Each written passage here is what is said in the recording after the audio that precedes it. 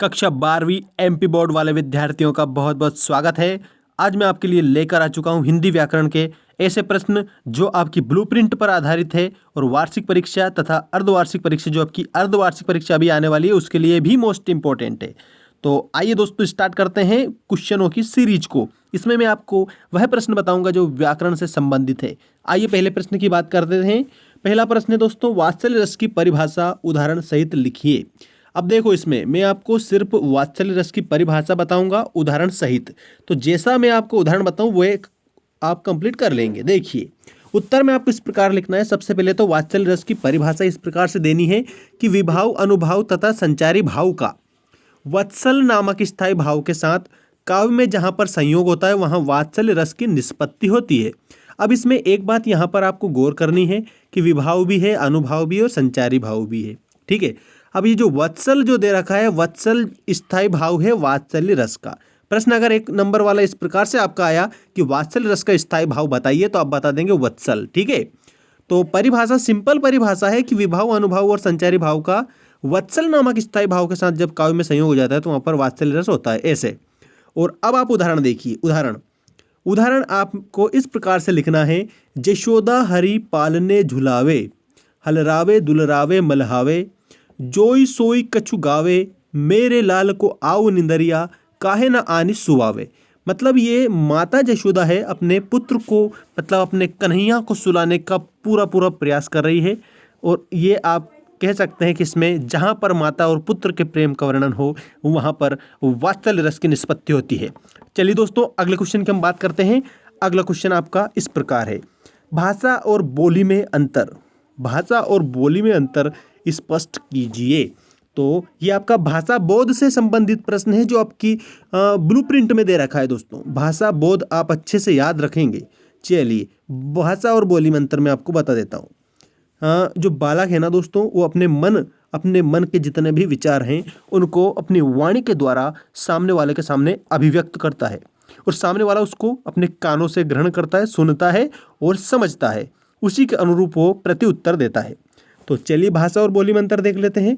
बोली, बालक जिस क्षेत्र में रहता है, जिस घर में रहता है, वहाँ की स्थानीय उपभाषा को सीखता है, जिसे हम बोली कहते हैं। मतलब स्थानीय उपभाषा को बोली कहते हैं, सिंपल परिभाषा है। अगली देखिए, भाषा यह बोली का परिनिष्ठित रूप होता है। ये तो बोली हो गई, ठीक। और अब भाषा की बात करेंगे तो बोली का जो परिनिष्ठित जो रूप होता है ना, जिसमें व्याकरण को शामिल किया जाता है, वो एक तरह से भाषा होती है। यह व्याकरण सम्मत होती है, मतलब इसको व्याकरण भी इसमें शामिल होती है ना।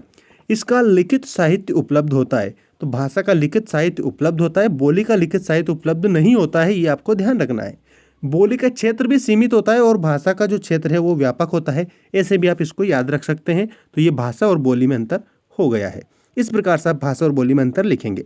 अगला क्वेश्चन देखिए, सवैया को उदाहरण सहित समझाइए। तो ये आप सवैया को इस प्रकार से लिखेंगे। देखिए, मैं थोड़ा इसको जूम कर देता हूँ, अच्छे से आपको दिखेगा, ये समझ में भी आएगा। इसके बाद में अपन छायावादी काव्य की विशेषताएं देखेंगे। सवैया, दोस्तों जो सवैया है ना, ये सवैया 4 चरणों का समपाद छंद होता है और वर्ण छंद होता है। वर्ण छंद इसलिए है क्योंकि ये वर्णों पर आधारित छंद है। ठीक है। अब देखो, इसमें सवैया 4 चरणों का समपाद वर्ण छंद है। वर्णिक वृत्तों में 22 से 26 अक्षर के चरण वाले जाति छंदों को सामूहिक रूप से हिंदी में सवैया कहा जाता है। ठीक है। अब सवैया की ये तो परिभाषा, सिंपल सी परिभाषा आपको लिखनी है और उदाहरण इस प्रकार से आपको लिखना है। मानुष हो तो वही रस खान, बसो ब्रज गोकुल गांव के ग्वारन, जो पशु हो तो कहाँ बस मेरो, चरो नित नंद की धेनु मंजारन। ये क्या है? ये सवैया है। ठीक है। क्योंकि वर्णिक वृत्तों में 22 से लेकर के 26 अक्षर होते हैं। अगर आप इस पूरे इसको अच्छे से अगर देखोगे तो इसमें कितने 22 से लेकर के तो जो 26 वर्ण होते हैं। ठीक है। वर्ण मतलब होता है अक्षर। तो 22 से लेकर 26 इसमें वर्ण पाए जाते हैं। तो ये सवैया है दोस्तों। वर्णिक छंद है, याद रखना, वर्णों की गणना पर आधारित छंद को वर्णिक छंद कहा जाता है। चलिए बात करते हैं छायावादी काव्य की प्रमुख विशेषताएं। ये मोस्ट इंपोर्टेंट क्वेश्चन है। देखिए, छायावादी काव्य की प्रमुख विशेषताएं आपको इस प्रकार से लिखनी है। व्यक्तिवाद की प्रधानता, श्रृंगार भावना, प्रकृति का मानवीकरण, वेदना और करुणा का आधिक्य, अज्ञात सत्ता के प्रति प्रेम। ये आपकी छायावादी काव्य की विशेषताएं हो गई। ठीक, छायावादी काव्य की विशेषता 2 से लेकर के तो 3 अंक। ठीक, इससे ज़्यादा नहीं पूछा जाएगा, क्लियर दे रखा है ब्लूप्रिंट में। चलिए बात करते हैं अगले क्वेश्चन की। अगला क्वेश्चन है कहानी और उपन्यास में अंतर लिखिए। तो ये आपका कहानी और उपन्यास में अंतर हो गया। देखिए पहला प्रश्न, इस प्रकार से आपको ध्यान में रखना है। अगर ऐसा है कहानी किसे कहते हैं, ऐसे भी प्रश्न आ सकता है। उपन्यास किसे कहते हैं, ऐसे भी आ सकता है। और कहानी और उपन्यास में अंतर अगर ऐसे प्रश्न आया तो जो मैं बता रहा हूँ इतना ही आपको लिखना है, क्योंकि 2 से लेकर के तो 3 नंबर में पूछा जाएगा, तो ये इतना ही काफ़ी है। चलिए बात करते हैं कहानी। कहानी छोटी होती है, उपन्यास बड़ा होता है। इसके बाद में कहानी में एक घटना का वर्णन होता है और उपन्यास में अनेक घटनाओं का वर्णन होता है। कहानी में कम पात्र होते हैं, उपन्यास में अधिक पात्र होते हैं। परीक्षा प्रेमचंद द्वारा लिखित कहानी है। जो परीक्षा नामक जो कहानी है वो प्रेमचंद की कहानी है, और गोदान प्रेमचंद द्वारा लिखित उपन्यास है। ठीक है, गोदान प्रेमचंद के द्वारा लिखित क्या है, उपन्यास है। ये बिल्कुल सिंपल परिभाषा और सिंपल उत्तर है, सिंपल अंतर है। ऐसे आप करेंगे, कहानी छोटी होती है, उपन्यास बड़ा होता है। कहानी में एक घटना का वर्णन होता है, उपन्यास में अनेक घटनाओं का वर्णन होता है। कहानी में कम पात्र होते हैं, उपन्यास में अधिक पात्र होते हैं। परीक्षा प्रेमचंद द्वारा लिखित कहानी और गोदान प्रेमचंद लिखित उपन्यास है।